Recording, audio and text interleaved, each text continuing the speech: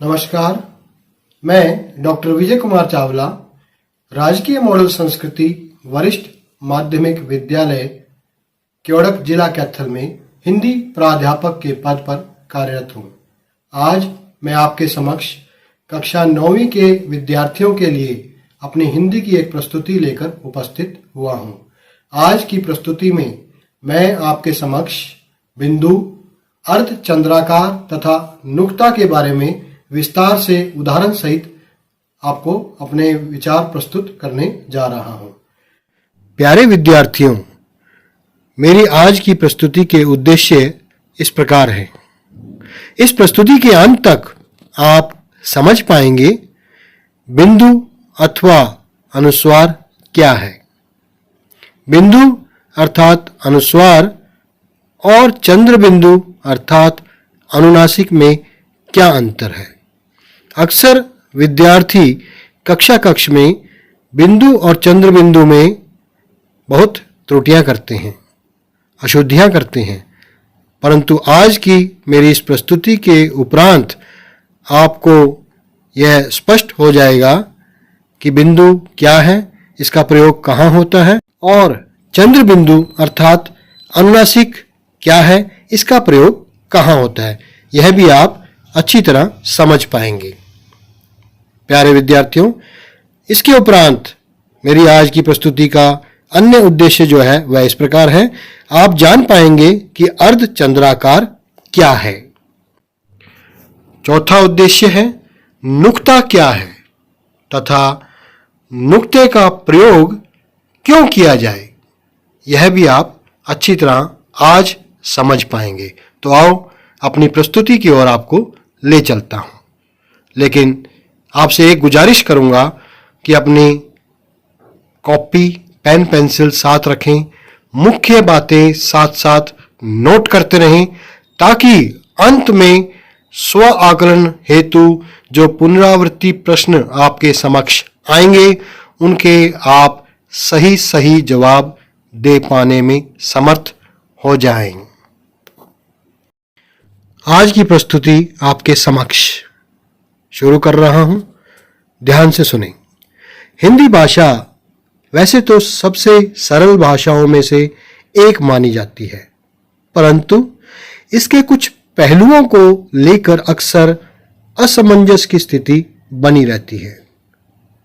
ऐसे ही एक असमंजस का विषय है आखिर कहाँ बिंदु लगेगी और कहाँ चंद्र बिंदु लगेगी।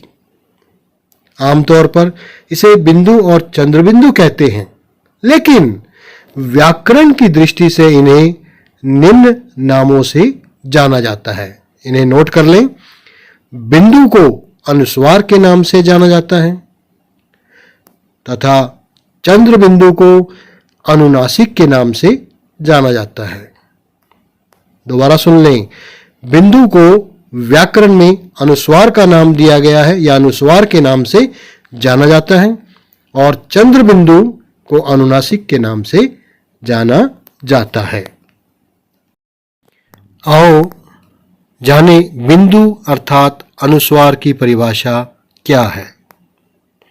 विद्यार्थियों, हिंदी भाषा में बिंदु अर्थात अनुस्वार का प्रयोग विभिन्न जगहों पर अर्थात स्थानों पर होता है। अनुस्वार स्वर के बाद आने वाला व्यंजन है। इसकी ध्वनि नाक से निकलती है।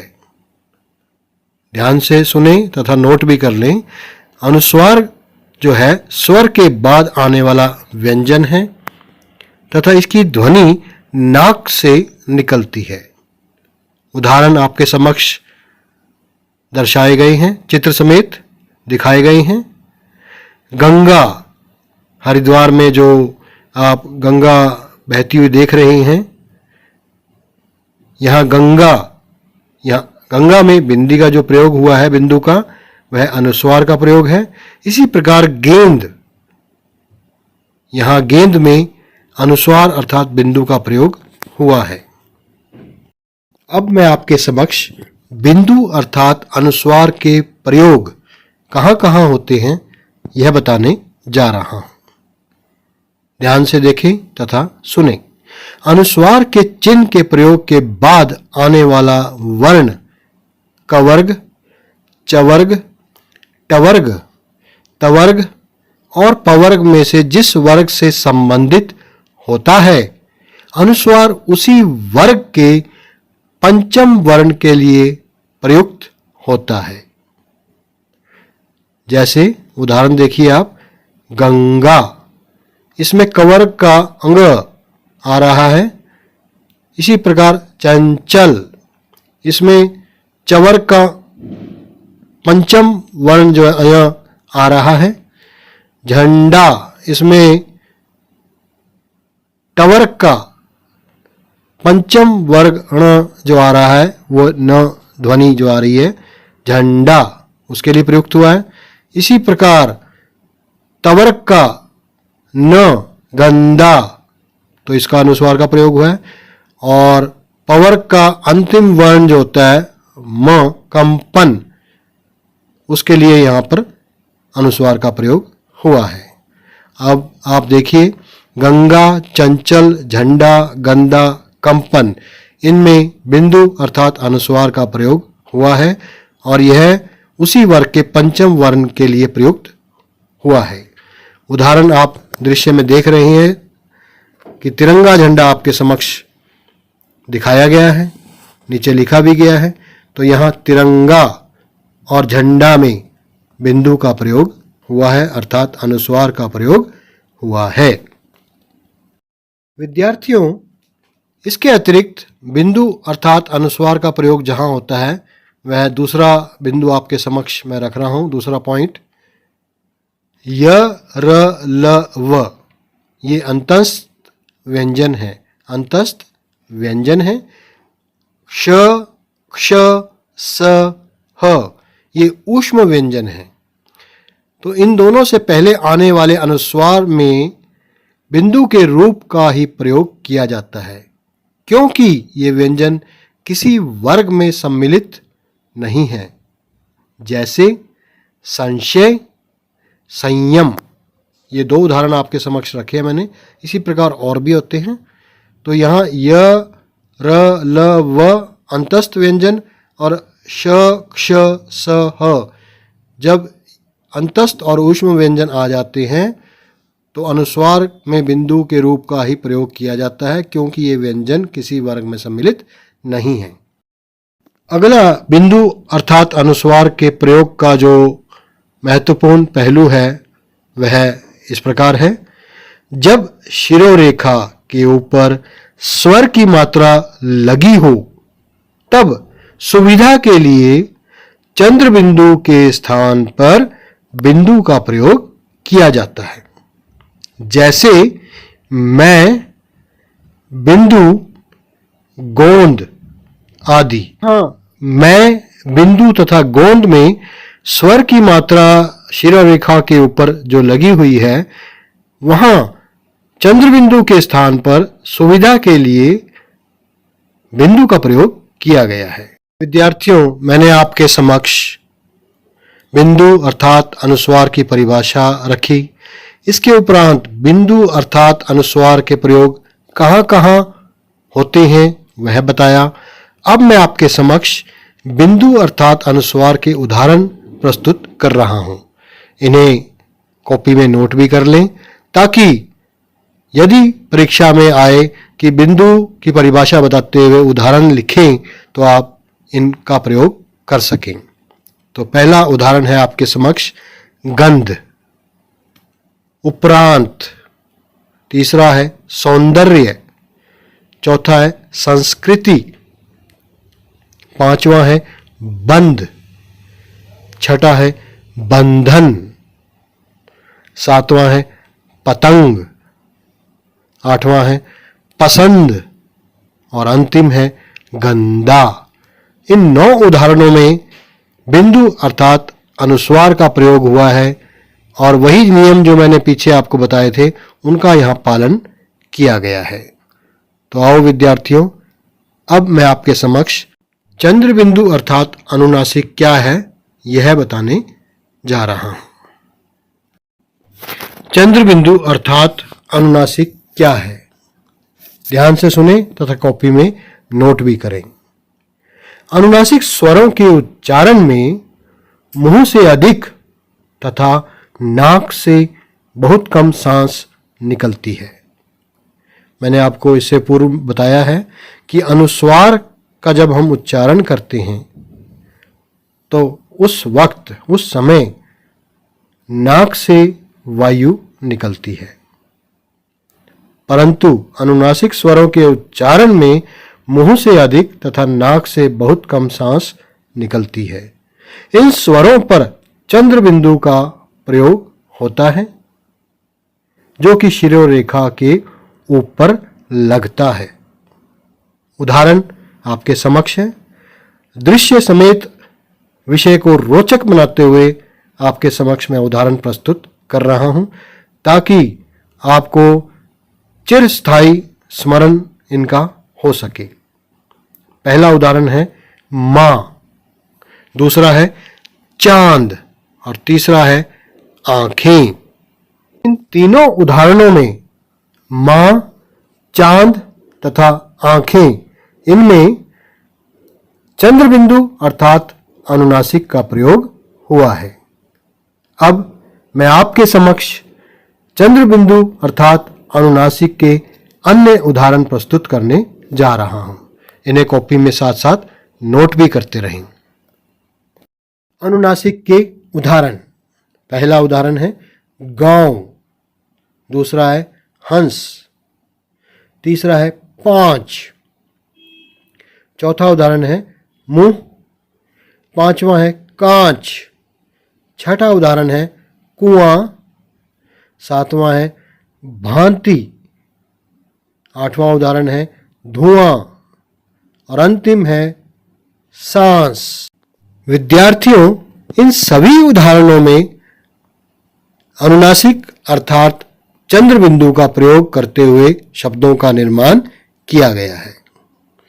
आप इन उदाहरणों को अपनी कॉपी में नोट कर लें तथा इन्हें याद रखें। यदि परीक्षा में अनुनासिक अर्थात चंद्र बिंदु के बारे में पूछा जाए तो आप इनका सदुपयोग वहां कर सकें। विद्यार्थियों, अब मैं आपके समक्ष बिंदु अर्थात अनुस्वार अथवा चंद्र बिंदु, जिसे अनुनासिक भी कहा जाता है, मैं अंतर स्पष्ट करने जा रहा हूं। आप देख पा रहे हैं, बिंदु अर्थात अनुस्वार एक तरफ लिखा हुआ है, चंद्र बिंदु अर्थात अनुनासिक दूसरे तरफ लिखा हुआ है।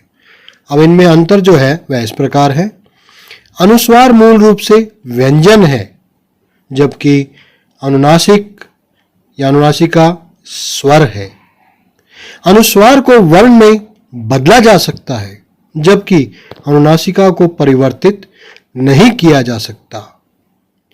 तीसरा बिंदु, शिरोरेखा से ऊपर लगी मात्राओं वाले शब्दों में अनुनासिका के स्थान पर अनुस्वार अर्थात बिंदु का प्रयोग ही होता है। जैसे मैं, बिंदु, गोंद, कोंपल आदि।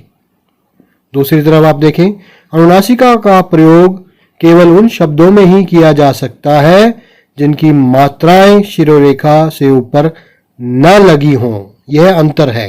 इसमें मात्राएं ऊपर होती हैं और अनुनासिका में मात्राएं शिरोरेखा से ऊपर नहीं होती। जैसे अ, आ, उ, ऊ।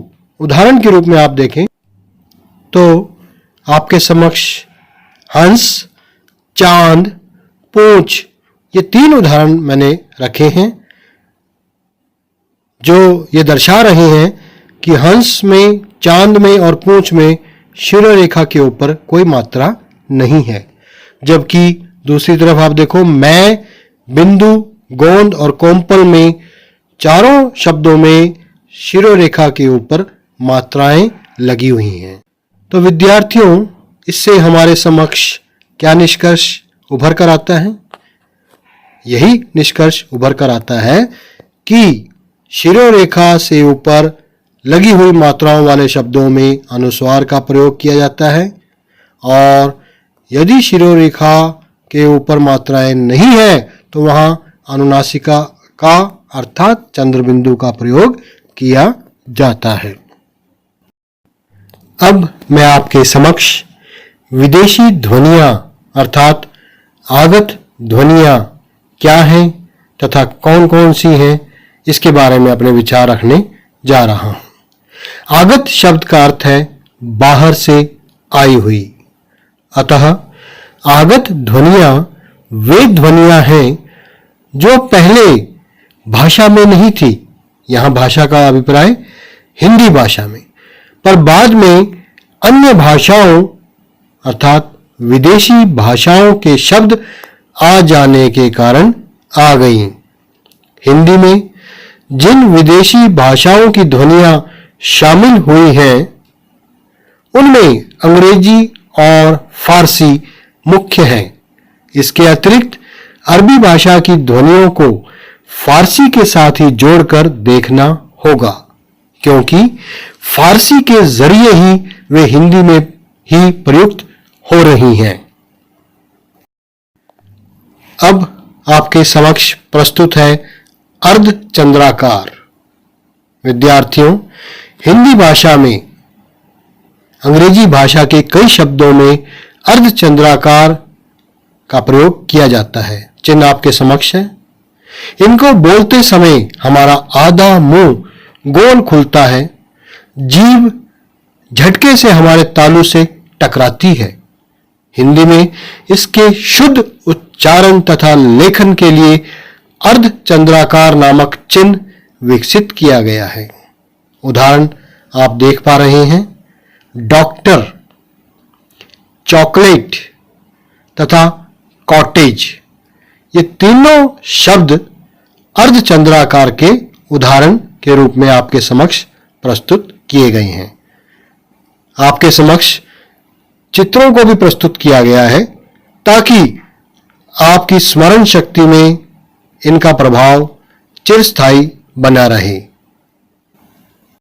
अर्धचंद्राकार के कुछ और उदाहरण मैं आपके समक्ष प्रस्तुत कर रहा हूं ताकि आप परीक्षा के दिनों में यदि अर्धचंद्राकार की परिभाषा और उसके उदाहरण आपसे कोई पूछता है तो उसका आप उत्तर अच्छी तरह लिख पाएं या लिख सकें। तो उदाहरण है hot, ball, coffee, Oscar, stop, rod, office, hall तथा ऑफर। औ ध्वनि का उच्चारण इन शब्दों में आप देख पा रहे हैं। ये सभी उदाहरण अर्धचंद्राकार आगत ध्वनि के उदाहरण हैं। अब तक आपने जाना बिंदु क्या है तथा अर्धचंद्राकार क्या है। अब आपके समक्ष प्रस्तुत है नुक्ता क्या है। विद्यार्थियों, नुक्ता देवनागरी, गुरुमुखी और अन्य ब्राह्मी परिवार की लिपियों में किसी व्यंजन अक्षर के नीचे लगाए जाने वाले बिंदु को कहते हैं। इससे उस अक्षर का उच्चारण परिवर्तित होकर किसी अन्य व्यंजन का हो जाता है। मूल रूप से नुक्ता अरबी भाषा का शब्द है और इसका मतलब बिंदु होता है। हिंदी में नुक्ता उस बिंदी को कहते हैं जो अरबी और फारसी से हिंदी में आए शब्दों की कुछ ध्वनियों को लिखने के लिए देवनागरी के कुछ वर्णों के नीचे लगाई जाती है। हिंदी के क, ख, ग, ज और फ वर्णों के नीचे नुक्ता लगाकर अरबी फारसी की ध्वनियों क, ख, ग, ज, फ के रूप में लिखा जाता है। आगे ध्यान से सुने। हिंदी भाषा के शब्द भंडार को समृद्ध बनाने में आगत शब्दों का बड़ा योगदान है। इन शब्दों में अंग्रेजी भाषा के शब्दों की तरह ही उर्दू, फारसी और अरबी शब्दों का भी अपना विशेष योगदान है। इनमें बहुत से शब्द ऐसे हैं जिनकी उच्चारण शुद्धता और उनका सही अर्थ बनाए रखने के लिए लिखते समय उनके नीचे छोटी बिंदी लगा दी जाती है। इसी बिंदी को नुक्ता कहा जाता है। उदाहरण आप देखें, तेज, तेज का अर्थ है रफ्तार या वेग। जरा, जरा का अर्थ है यहां थोड़ा। तो यहां तेज और जरा, यहां इन दोनों शब्दों में नुक्ता का प्रयोग देखने को मिलता है। अब हमारे समक्ष प्रश्न यह उभरता है या सामने आता है कि नुक्ते का प्रयोग क्यों किया जाए। तो प्यारे बच्चों, नुक्ते का प्रयोग न करने पर कई बार उस शब्द का अर्थ पूरी तरह बदल जाता है। इससे अर्थ का अनर्थ होने की संभावना बढ़ जाती है। जैसे मैं आपके समक्ष उदाहरण प्रस्तुत कर रहा हूं, इसे कॉपी में नोट भी कर लें तथा ध्यान से सुनें।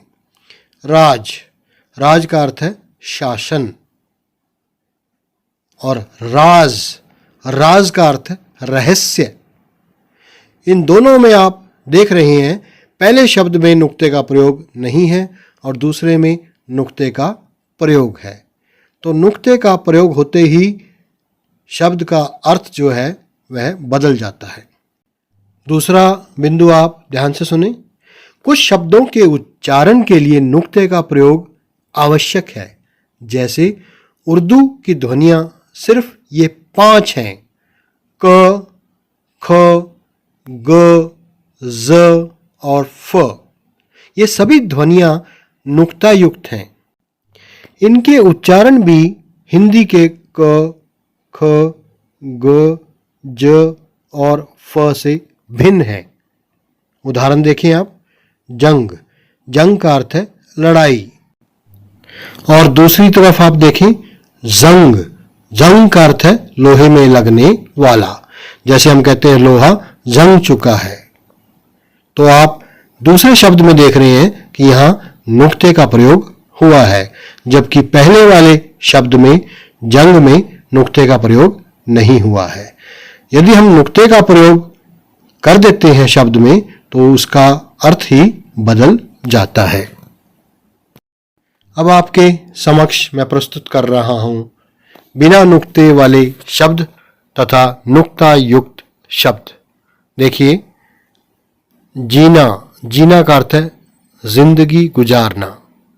जमाना, जमाना का अर्थ है उगाना। गज, गज का अर्थ है हाथी। खुदा, खुदा का अर्थ है खुदा हुआ। और खाना, खाना का अर्थ है भोजन। अब इसी के सामने आप देखिए जीना, जीना का अर्थ है सीढ़ी। जमाना, जमाना का अर्थ है समय। अगला शब्द ध्यान से सुनिए, गज, नाप। जैसे हम कहते हैं 2 गज कपड़ा दे दो, 3 गज कपड़ा दे दो। खुदा, खुदा का अर्थ है भगवान। खाना, खाना का अर्थ है दराज या जगह। ये पांचों उदाहरण नुक्ता युक्त शब्दों के उदाहरण हैं। प्यारे विद्यार्थियों, यह थी मेरी आज की प्रस्तुति। अब मैं आपके समक्ष अपनी प्रस्तुति के सारांश को प्रस्तुत कर रहा हूं। इस प्रस्तुति को देखने के बाद मेरे अनुसार आपने समझा होगा बिंदु अथवा अनुस्वार क्या है। बिंदु अर्थात अनुस्वार और चंद्र बिंदु अर्थात अनुनासिक में क्या अंतर है। अर्धचंद्राकार क्या है, इसके उदाहरण कौन कौन से हैं। नुक्ता क्या है, नुक्ते के प्रयोग के कौन कौन से उदाहरण हैं, ये भी आपने देखे और समझे होंगे। नुक्ते का प्रयोग क्यों किया जाए, इसके बारे में भी आपको विस्तार से जानकारी जो मैंने प्रदान की है वह समझ आ गई होगी। प्यारे विद्यार्थियों, अब मैं आपके समक्ष स्व आकलन हेतु कुछ प्रश्न लेकर उपस्थित हो रहा हूं। पहला प्रश्न है आपके समक्ष, ध्यान से सुने तथा इसका सही जवाब अपनी कॉपी में लिखें। हिंदी भाषा में अंग्रेजी भाषा के कई शब्दों में डैश का प्रयोग किया जाता है। ऑप्शन है नुक्ता, बिंदु, अर्धचंद्राकार या अनुनासिक। सोच समझकर अपना जवाब कॉपी में लिखें। मैं इसका सही जवाब आपके समक्ष प्रस्तुत कर रहा हूं। इसका मिलान आप कर लें। इसका सही जवाब है अर्धचंद्राकार। दूसरा प्रश्न है आपके समक्ष, ध्यान से सुने। निम्नलिखित शब्दों में उचित स्थान पर लगा नुक्ते वाला शब्द कौन सा है? ऑप्शन है फूलदान, फसल, फलदार, लड़कपन। इन चारों में से किस शब्द में नुक्ता सही स्थान पर लगा हुआ है? ध्यान से सोच समझकर दिमाग लगाकर कॉपी में इसका उत्तर लिखें। इसका सही उत्तर है ख ऑप्शन फसल। तीसरा प्रश्न है आपके समक्ष। निम्नलिखित शब्दों में नुक्ते वाला शब्द कौन सा नहीं है? 4 ऑप्शन है आपके समक्ष। पहला है जरा, दूसरा है कमजोर, तीसरा शब्द है गरीब, चौथा है पढ़ना। इनमें से कौन सा शब्द ऐसा है जिसमें नुक्ते का प्रयोग नहीं हुआ है? तो इसका सही जवाब है पढ़ना। अगला प्रश्न है आपके समक्ष, ध्यान से देखें। निम्नलिखित शब्दों में अर्धचंद्राकार युक्त शब्द कौन सा है? ऑप्शन है कॉलेज, चांद, अंक, चढ़ना। इनमें विद्यार्थियों किस शब्द में अर्धचंद्राकार का प्रयोग हुआ है? सोच समझकर इसका जवाब अपनी कॉपी में लिखें। इसका सही जवाब है ऑप्शन क कॉलेज। अगला प्रश्न देखिए। जब शिरोरेखा के ऊपर स्वर की मात्रा लगी हो तब सुविधा के लिए चंद्र बिंदु के स्थान पर डैश का प्रयोग किया जाता है। आपने ऑप्शन सही चुनकर जवाब बताना है। पहला ऑप्शन है बिंदु, दूसरा ऑप्शन है नुक्ते, तीसरा है अर्धचंद्राकार और चौथा ऑप्शन है इनमें से कोई नहीं। सोच समझकर इसका जवाब अपनी कॉपी में लिखें। आशा है आपने इसका जवाब लिख लिया होगा। इसका सही जवाब है बिंदु। आगे देखें। हिंदी भाषा के शब्द भंडार को समृद्ध बनाने में डैश शब्दों का बड़ा योगदान है। ऑप्शन है देशज शब्दों का, तत्सम शब्दों का, आगत शब्दों का या रूढ़ शब्दों का। सही जवाब सोच समझकर लिखें। इसका सही जवाब है आगत शब्दों का। प्यारे विद्यार्थियों, आज की प्रस्तुति का अंतिम प्रश्न आपके समक्ष प्रस्तुत कर रहा हूं। ध्यान से सुनें। निम्न में से बिंदु अर्थात अनुस्वार युक्त शब्द कौन कौन से हैं? ऑप्शन है मैं, पंख, संशय या सभी अर्थात तीनों। सोच समझकर जवाब दें। आशा है आपने इस प्रश्न का जवाब अपनी कॉपी में लिख लिया होगा। अब मैं आपके समक्ष इस प्रश्न का उत्तर बता रहा हूं।